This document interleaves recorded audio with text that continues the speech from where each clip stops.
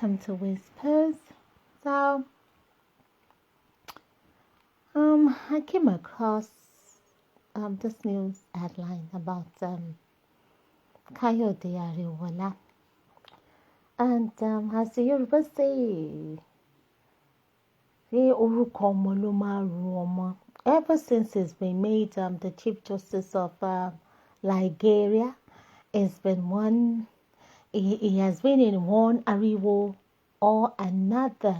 So, was it the one where he was on the wheelchair and people were like, oh, to look by the Tifunubu, to look shaking. So it's been one thing after another. But this latest one is an expose because it involves his son, his daughter-in-law, and his brother.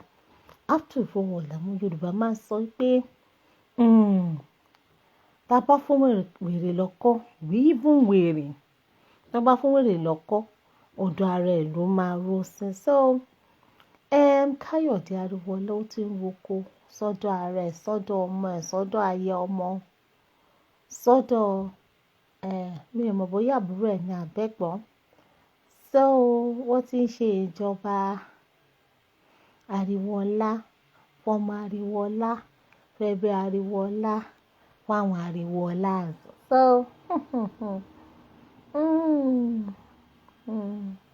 nǹkan gan, well, nǹkan tó wà in vogue ni wọ́n ṣẹ̀ṣẹ̀ máa ṣe, so kò já wa lójú, àṣà wọn ni, ìṣe wọn ni. So come along with me as we find out in this expose what Ariwoola has been up to, and of course people's reaction to this is latest Ariwo. So within 2 years of being in office, Ariwoola has been accused of appointing his son as a judge of the Federal High Court, his daughter-in-law as a judge of the High Court of the Federal Capital Territory, his brother as an auditor of the National Judicial Council, NJC, which he chairs, and another family member as a Justice of the Court of Appeal. Outgoing Chief Justice of Nigeria. Outgoing. Okay. Olukayode Ariwoola has been accused of nepotism for appointing family members to key judicial positions. Ó ṣẹ̀ṣẹ̀ máa ṣẹlẹ̀.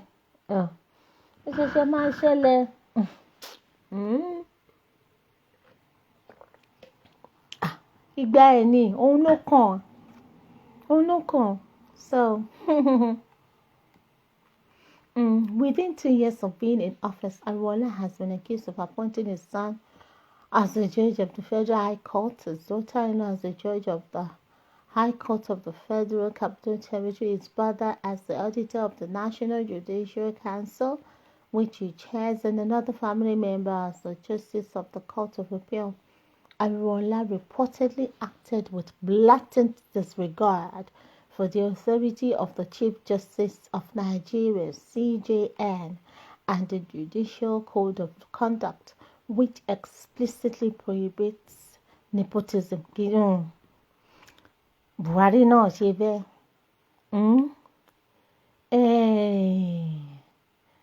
Tinubu náà ṣe bẹ́ẹ̀. So it's not the only one that acted with blatant disregard. So me ò support it, but that is the main thing. The code wants that a judge who exploits their judicial position for personal gain or to benefit a relative is guilty of abusing their power. I think just abuse their power. The so-called political thieves, political killers, political stealers, aren't they abusing their power? And they are abusing it.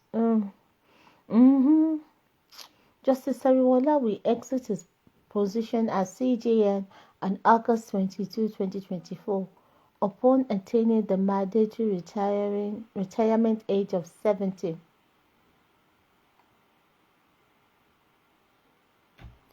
A Nigerian human rights activist, lawyer, and professor stated that Ariwoola's tenure as Chief Justice fittingly concluded with a display of clannish favoritism. He lamented that in his final meeting as chair of the National Judicial Council, Ariwoola granted judicial appointments to two sisters, one to the High Court of Kwara State and the other to the High Court of Ondo State. Just a month earlier, he had appointed their brother as the judge of the High Court of the Federal Capital Territory. He added that their father was a notable judicial benefactor. In 2020, the Legal Practitioners Privileges Committee, then chaired by Olukayode Ariwoola's predecessor, sanctioned a lawyer who had applied for elevation to the rank of Senior Advocate of Nigeria by altering Supreme Court judgment to insert his name as counsel in cases in which he had not acted. It said 21 days before his departure as Chief Justice, Olukayode Ariwoola rushed through new elevations, making the same lawyer a son when he was better off being struck off the role entirely. When, in one of her first acts as Chief Justice, his successor inaugurates this kind of specimen into the inner bar, it will set the seal on unquestionably the most baleful judicial legacy in contemporary Nigeria, he said.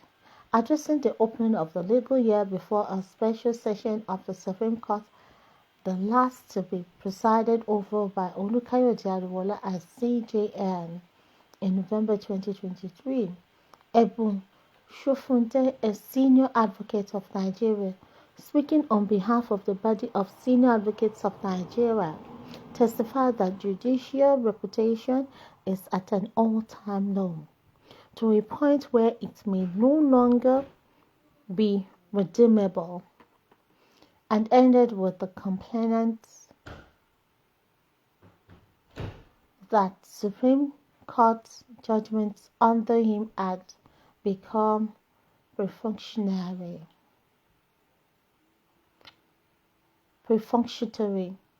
These words easily sum up what will be remembered as the most lamentable tenure in the office of the Chief Justice of Nigeria since the appointment of the first indigenous CJN in 1958. The tenure of Olukayode Ariwoola as Chief Justice of Nigeria began amid an all-time low in judicial trust. It was reasonable to expect that restoring public confidence in the judicial branch should have been a priority under these circumstances. He said, instead, Ariwoola seemed to be on a mission to compensate for lost opportunities and the material benefits of office.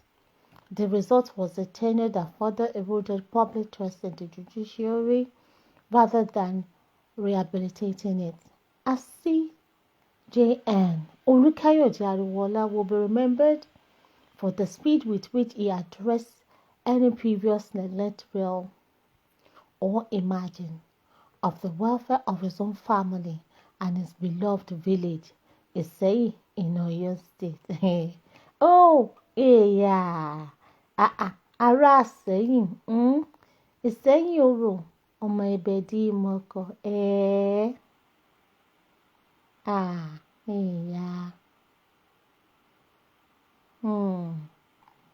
Okay, so, kí làwọn aráàlú wá sọ sí ìwà ariwo tí Ariwoola tó wù yìí o, kí náà wá rí sọ sí o. Ẹ̀dàmọ́sí Ayíbùkẹ́ Ariwoola, orúkọ ẹ̀ lóru, na your name dey ro, àbí kí la ti máa sọ sí. So gbogbo wọn náà ń ṣe mo máa sọ pé everybody ló lè, ẹni tí wọ́n bá ká mọ́ ní bàrà o. So somebody said,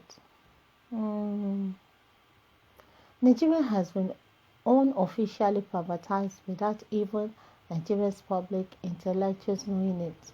Senior officers in our ministries and public service departments are each ascribed a quota of employees they bring to be employed in their respective ministries, in which case 90% of vacancies in our public service sector are not publicly advertised but filled by children, families, girlfriends, and acquaintances of senior officers in our public services.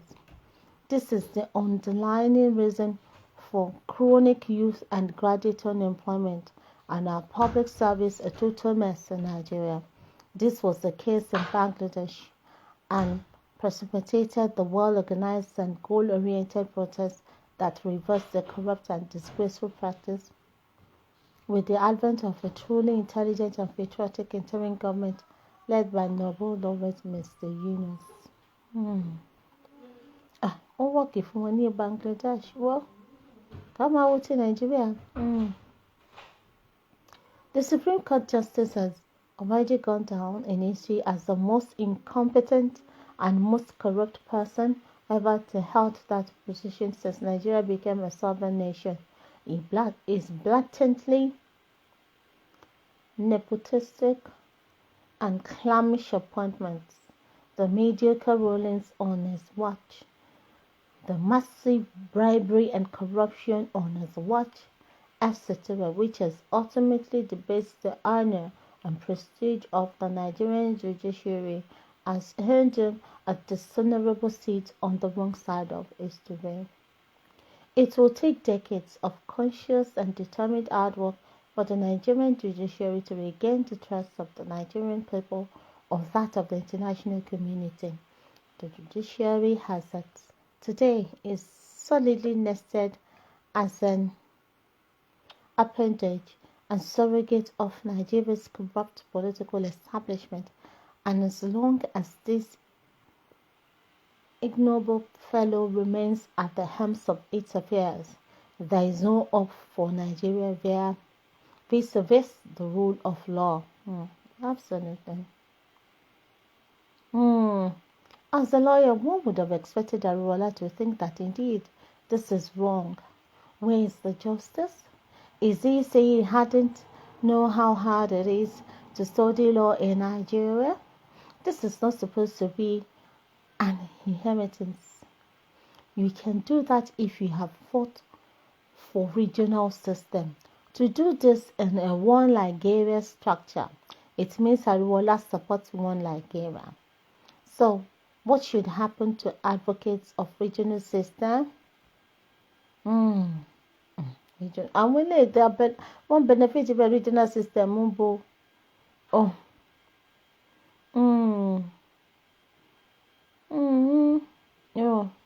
my question is, are the people employed by Ariwoola qualified or not? Did they meet the standard requirement for positions they fill up? If yes, the man hasn't done anything wrong. But if they aren't, then it was wrong. It was wrong. Instead of unnecessary sentiments, why don't you check if they all qualified for the positions they all occupied?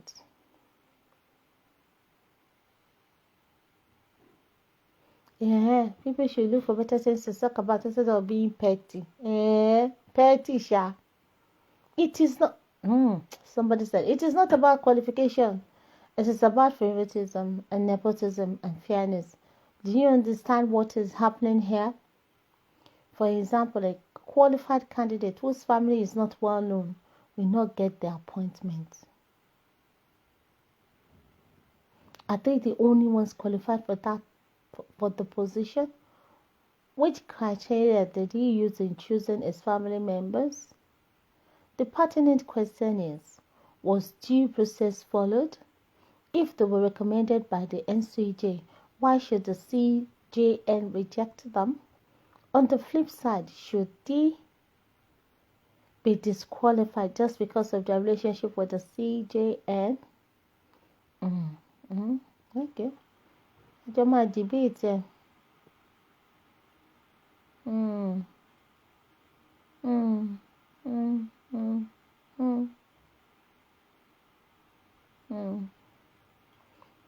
The evidence of nepotism is clear, even to the blind. It all boils down to summoning the courage to do the right thing. As you well know, doing the right thing could get you in trouble in Nigeria. Somebody now said, the evidence of nepotism is not clear to me. Are you implying that CJN's relations should be barred from holding judicial posts? Should they be admitted into law faculties? I believe that they were recommended by NJC. The bottom line is that it's difficult to unequivocally make a case of nepotism in such cases. Perhaps there is need to revisit the criteria for appointment of judges. Yes, sir. Absolutely. Okay. Someone said, does the CJN have the power to unilaterally appoint judges? What role does NJC have in an appointment of judges? If these judges were recommended by NJC, then the CJN should not be faulted for their appointments. Okay, somebody said, did he appoint his family members because they are from his family? What are the procedures for appointment? So someone as federal high court judge? Was this procedure followed? If the answer is yes, it means he has not breached any rule. Or are we saying he shouldn't have allowed his family members to be appointed even when they are eminently qualified? To me, this is nonsense and it's conspiracy. Well, Atorini, everybody is attached to their own opinion.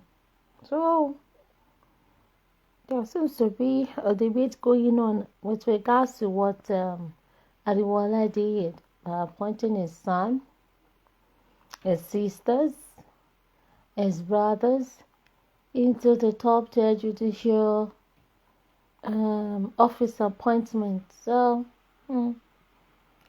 well, there you have it.